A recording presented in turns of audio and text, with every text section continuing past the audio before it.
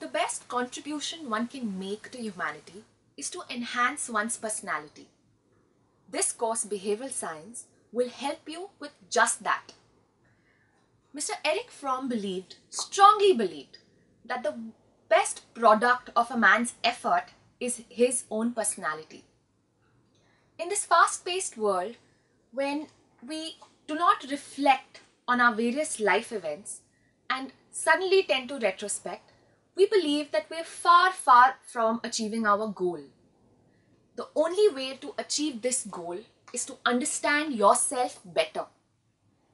The way to understand yourself better is to do a SWOT analysis, to understand your strengths, to understand your weaknesses, to help overcome your weaknesses in order to achieve your goals. I'm Sneha Bhatia. This program on behavioral science is divided into further smaller sub-modules that will help you understand each and every topic better. This course will act as a springboard for you to help and enhance your self-awareness, enhance your personality, boost your confidence levels, to improve your productivity at the workplace and even in your personal and professional lives. This semester, we're going to be taking up Understanding Self for Effectiveness. Now, when I say self and I ask you, what is self? How would you define self to me? Younger children, often when asked what self is, they tend to point towards themselves. They indicate their idea of self is their physical body. Some older children have slightly different notions of understanding self. For them, self is social entity, social reputation, personal values, so on and so forth. I will help you understand yourself better so you can increase your self-awareness. Now, when I say, please introduce yourself, what is the first thing that comes to your mind right after your name? For example, I'm Ashish. I am a student. I am a musician. I am an athlete. I am from the armed forces. I am studying. I am a teacher. I am a student of AMITY University. I am from Faridabad. So here, my sense of belonging to a place, to a school, to my profession, the second most important thing that comes to my mind right after I say my name while introducing myself. What does this T model of personality indicate? Well, this model means that until and unless we cannot change our actions, until and unless we change our thoughts or feelings about our target behavior. For example, if I feel shy, those are my feelings. I am bound to communicate them in my body language when I communicate with others. On the contrary, if I'm trying to hide my shyness, I'm trying to be more socially accepted, I would try to be more aggressive and more macho in order to combat my shyness when I'm in a social gathering. So basically, until and unless my thoughts are positive, I feel good about the situation, my actions will not be positive and will not be good. That's the T model of personality.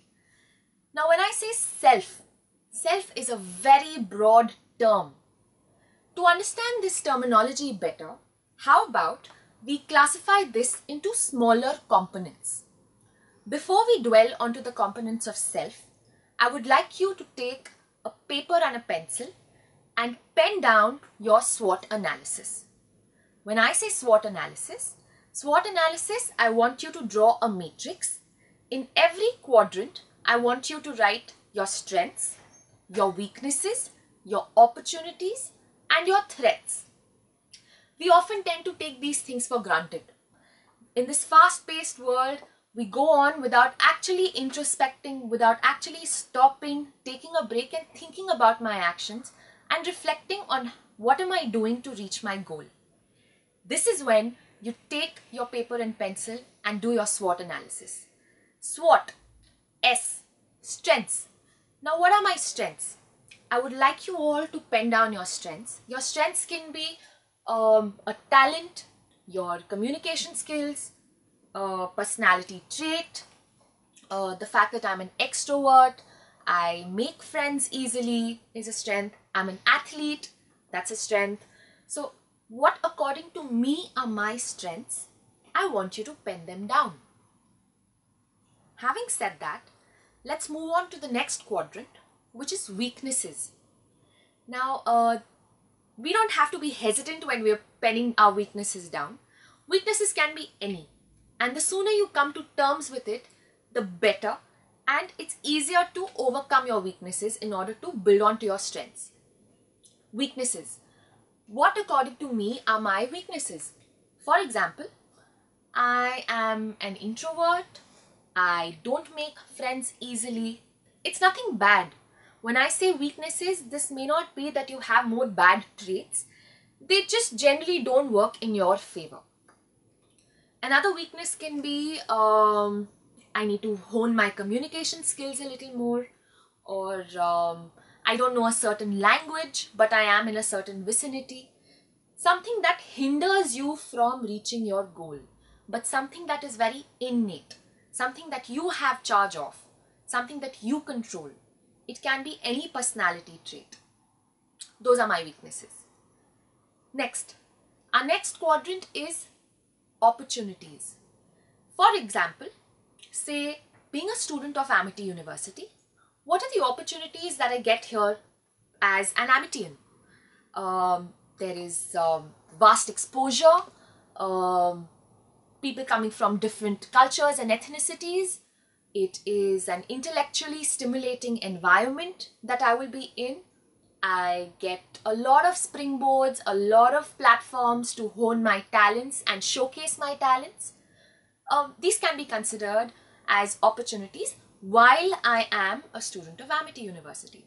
Similarly, you can pen down what are the opportunities that you've had in your life so far. Threats. Now, sticking to the same example, say being a student of AMITY University, what are the threats? Threats may not literally mean threats per se. Again, something that hinders you from reaching your goal. However, you don't have charge on these things. These are not innate to your personality. For example, being a student of AMITY University, some threats that I may face, aggressive competition, healthy competition, but yes, that would demand a lot of extra hours of work. Striking a balance between my academic and co-curricular, extra hours of work, extra demanding. Another threat can be, it is not a threat, but yeah, it is far from my hometown. It would mean me traveling or uprooting, shifting base to a new place, which is always an unpleasant experience, moving from one environment to a new one. So these are some threats that I can think of if, say, for instance, you are a student of AMITY University.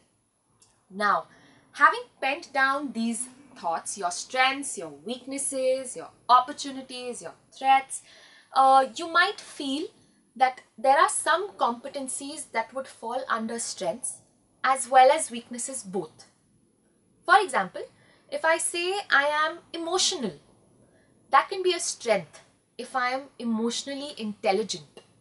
However, if I'm very emotional and that hampers my decision-making process, that hampers my logical and practical decision-making process, that comes under the weakness quadrant. So all of these competencies, if not displayed in the right proportion at the right time, can be coming under either strengths or weaknesses. Why did I ask you to engage in this activity? It is important for us to engage in this activity. That's because until and unless we are consciously aware of our strengths, weaknesses, opportunities and threats, we cannot really work on them and overcome our weaknesses and turn them into our plus points. It is but essential to be consciously aware of what I feel are my threats, so I can look at them as moments of opportunities. Now, if I say we need to understand self better, let's divide the broad terminology self into smaller subcomponents. Self can have smaller components which are self-identity, self-image, self-concept, self-awareness, and emotional competence. What are these terminologies? Let's take a look. When I say self-identity, basically who I am, my idea of who I am is self-identity. For example, I am Sneha, I am an assistant professor, I am a teacher, I am a musician, I am an athlete, I am a golfer. In my class, when students are often asked to introduce themselves, they tend to introduce themselves by saying, I am a dipsite, I'm a modernite. These are small abbreviations. This is the sense of belonging that they have to their school, say DPS, or their school, say modern high school. So they call themselves, they like the tag of being associated with their institution.